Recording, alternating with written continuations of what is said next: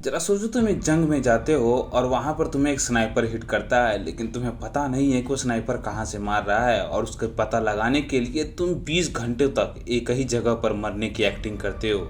अगले सीन में दिखाया जाता है कि सार्जेंट मैथ्यू और उसके स्टाफर सार्जेंट इसाक को इराकी डिजर्ट के सुनसान जगह पे एक पाइपलाइन कंस्ट्रक्शन के पास उन्हें भेजा जाता है। वहाँ पर जितने भी अमेरिकन काम कर रहे थे वो सारे मारे जा चुके थे, इसलिए वहाँ पर नए वर्कर भेजने से पहले सरकार चाहती थी कि वो मुजरिम पकड़ा जाए। दोनों सैनिक चिलचिलाती धूप में पत्थर और घास का सहारा लेकर उस जगह को दूर से ही देख रहे थे। 20 घंटे बीत चुके थे और वहाँ पर कुछ भी हो नहीं रहा था। मैथ्यू परेशान हो जाता है और सोचता है यहाँ पर कोई भी इराकी सोल्जर नहीं है। और वहाँ पर जो लाशें बिछी हुई थी उन्हें देखकर लगता है कि कुछ ग्रुप आया था और उन्हें मारकर वहाँ से चला गया। तभी इसाक उससे बोलता है कि यहाँ पर आने जाने का किसी भी ग्रुप का कोई निशान नहीं है, और जहाँ तक रही बात डेड बॉडीज की, इन सबको हेडशॉट से मारा गया है और ये एक ही बंदा कर सकता है, जो है एक इराकी स्नाइपर जिसका नाम है जुबा। लेकिन मैथ्यू सोचता है कि ये अपने आप में एक इम्पॉसिबल टास्क है कि 30 सेकंड के अंदर इन सबको मार दिया जाए। मैथ्यू हर लाश के पास जाकर उसे चेक करने लगता है और उसे धीरे धीरे इसाक की बातों पर विश्वास होने लगता है जब वो देखता है कि सारे वर्कर हेडशॉट से मारे गए हैं। फिर वो साइड को बीचों बीच में जाता है ताकि वो पता कर सके कि सारे गोलियां किधर से चली हैं, लेकिन इसाक उसे पीछे हटने के लिए बोलता है। तभी एक गोली चलती है और मैथ्यू वहीं पर गिर जाता है। उसके पेट में बहुत तेज दर्द हो रहा होता है। अपने फ्रेंड की हेल्प करने के लिए इसाक जिगजैग मैनर में उसकी तरफ दौड़ते हुए जाता है ताकि कोई भी बुलेट उसे ना लग सके, लेकिन वो जैसे ही मैथ्यू के पास पहुंचने वाला होता है उसके पैर में एक बुलेट लगती है। अब इसाक के पास कोई भी चॉइस नहीं होती, वो मैथ्यू को छोड़कर पीछे जाकर छुप जाता है। दर्द से कराते हुए मैथ्यू इसाक को बोलता है कि वो बेस पे कॉल करे और बैकअप के लिए बुलाए। इसाक देखता है उसके पैर में काफी गहरी चोट लग चुकी है। वो खून को रोकने के लिए अपने चारों तरफ एक बेल्ट बांधता है और उसे टाइट से कस देता है। फिर इसाक अपना रेडियो उठाता है और बेस से कांटेक्ट करने की कोशिश करने लगता है, लेकिन वो ऐसा कर नहीं पाता। तभी वो देखता है कि स्नाइपर ने उसके एंटीना को गोली मारकर तोड़ दिया है। तभी मैथ्यू बोलता है वो स्नाइपर को ढूंढे ताकि वो उसे मार सके। इसाक बोलता है वो ऐसी गलती बिल्कुल ना करे, क्योंकि वो हिलता हुआ देख स्नाइपर फिर से उसे गोली मार देगा। इसाक अपने चाकू से दीवार में होल बनाने लगता है और उसमें अपना स्कोप घुसाकर देखने की कोशिश करता है। तभी उसके हाथ पर कुछ पत्थर गिर जाते हैं। उसके बाद मैथ्यू अपने राइफल तक पहुंचने की कोशिश करता है, लेकिन वो बीच में ही बेहोश हो जाता है क्योंकि उसका बहुत सारा खून बह चुका था। इसाक ये सब देखता है और इससे बचने के लिए एक चाकू निकालता है और अपने पैर से बुलेट निकालने की कोशिश करता है, जो काफी दर्दनाक था। कुछ समय बाद इसाक अपने ईयरफोन में अजीब आवाजें सुनता है। तब उसे पता चलता है ये एक ऑफिसर है जो बेस से बोल रहा है। उसके बाद तुरंत इसाक उसे सिचुएशन के बारे में बताने लगता है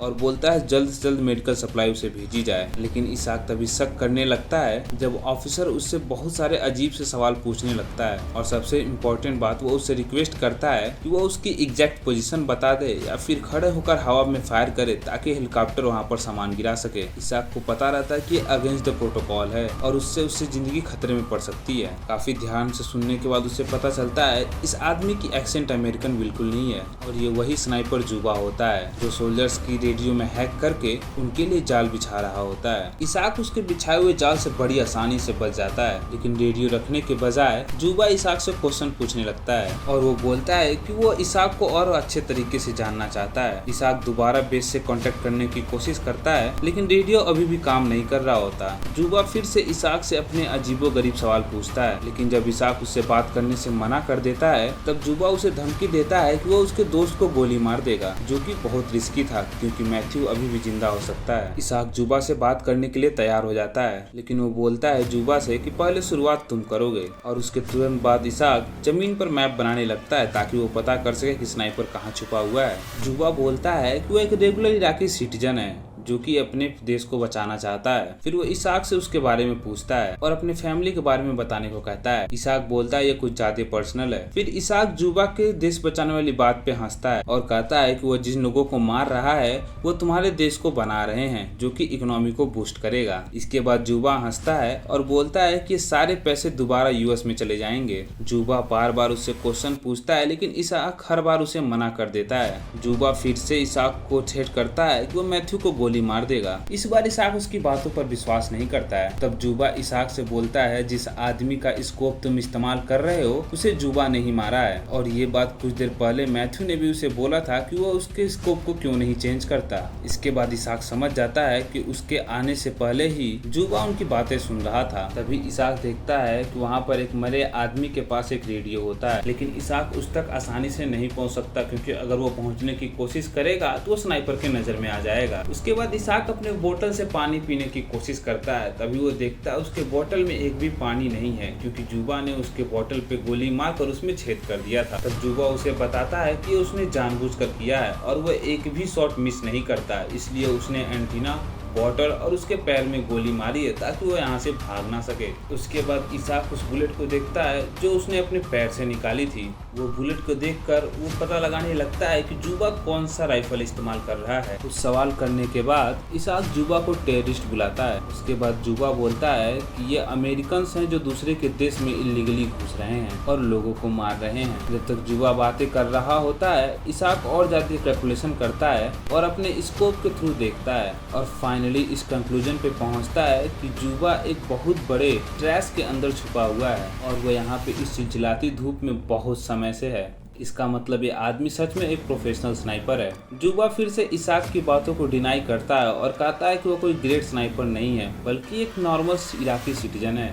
उसके एक्सेंट को और ध्यान से सुनने के बाद इसाक को गेस होता है जुबा एक पुराना यूएस आर्मी ऑफिसर हो सकता है जिसने अपने देश को धोखा दे दिया है। लेकिन जुबा इस बात को नकार देता है और उसके बाद वो बोलता है कि वो सिर्फ उन्हें ही मारता है जो उससे पहले अटैक करते हैं। इसके बदले में इसाक अपनी एक स्टोरी बताता है कि वो कैसे अपने बेस्ट फ्रेंड से बचपन में मिला और कैसे उन दोनों ने आर्मी में एक ही साथ ज्वाइन करने के लिए फॉर्म डाला था। भूख और प्यास ने इसाक की हालत खराब कर रखी थी, जिससे इसाक जमीन पर गिर जाता है। इसाक जुबा को एक राइफल पर हेलमेट और जैकेट रख के ट्रिक करने की कोशिश करता है, लेकिन जुबा इसाक के इस चाल को समझ जाता है। लेकिन तभी हेलमेट दीवार के उस पार गिर जाती है, जिसके बाद इसाक अपने सर को अब स्नाइपर राइफल से नहीं बचा सकता था। किस्मत खराब देखकर इसाक का मन रोने जैसा हो जाता है। कुछ समय बीतता है और इसाक बहुत ज्यादा ही घबरा जाता है। कुछ समय बीतता है और इसाक डिस्परेट होकर एक रिस्क लेने की कोशिश करता है। वह एक लाश की तरफ भागता है और उसका बैग और रेडियो चुरा लेता है और ऐसा करते हुए जुबा के चलाए हुए हर बुलेट से बच जाता है। इसाक को उस बैग में कुछ कैंडी और पानी मिलता है जिसे वो काफी तेजी से कंज्यूम कर लेता है, लेकिन अनफॉर्चुनेटली इसका रेडियो भी नहीं चल रहा होता है। जुबा को गुस्सा आता है और वो दीवार पे काफी सारे बुलेट्स मारता है, जिससे इसाक का स्कोप खराब हो जाता है। तभी इसाक को ईयरपीस में कुछ डिस्टर्बेंस सुनाई देता है और उसे पता चलता है कि ये मैथ्यू है जो अभी भी जिंदा है। इसाक मैथ्यू को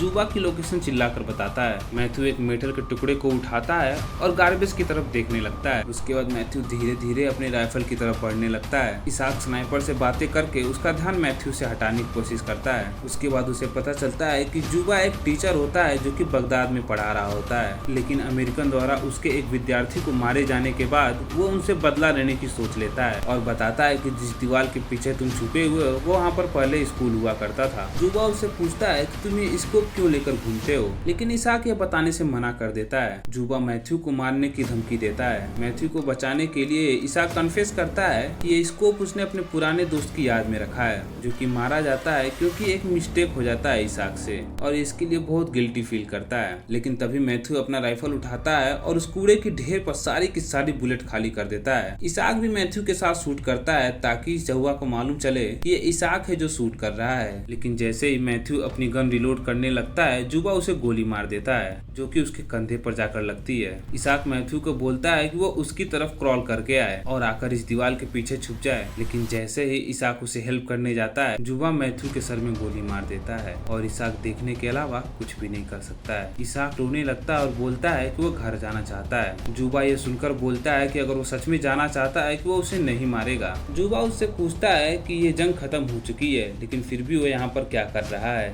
इसाक जुबा से बोलता है कि इसाक ने गलती से अपने दोस्त को मार दिया था। इसाक एक एनिमी स्नाइपर पे निशाना साध रहा होता है, लेकिन गलती से वो अपने दोस्त को मार देता है और तब से इसाक सबसे झूठ बोलते फिरता है कि उसके दोस्त को बुरे आदमियों ने मारा है। तभी इसाक के ईयरपीस पे कुछ आवाजें आती हैं। वो सिग्नल चेक करने के लिए आगे बढ़ता है, लेकिन वो तुरंत उदास हो जाता है कि वो सिर्फ बातें सुन सकता है, कोई भी मैसेज नहीं भेज सकता क्योंकि रेडियो खराब हो चुका। लेकिन तभी जुबा बीच में आता है और अपने आप को इसाक बताकर हेल्प मांगने लगता है। तभी इसाक को पता चलता है कि इतनी देर से जुबा अमेरिकन कम्युनिकेशन में हैक करने की कोशिश कर रहा था और अपने आप को अमेरिकन सोल्जर बताकर सारे टीम को मारना चाहता है। कुछ समय बाद इसाक उठता है और देखता है उसके घाव के एक कौवा नोच कर खा रहा होता है। ये देखकर इसाक रिस्क लेने की कोशिश करता है और मैथ्यू की राइफल की तरफ बढ़ता है और उससे वो कूड़े की ढेर पर मारता है। तभी हेलीकॉप्टर आता है और उससे इसाक की लोकेशन रिवील हो जाती है। अपने साथी सोल्जर्स को बचाने के लिए इसाक उस दीवार को धक्के देकर गिरा देता है, जिससे वहाँ पर काफी धूल उड़ जाती है ताकि जुबा को उसकी लोकेशन पता न चले।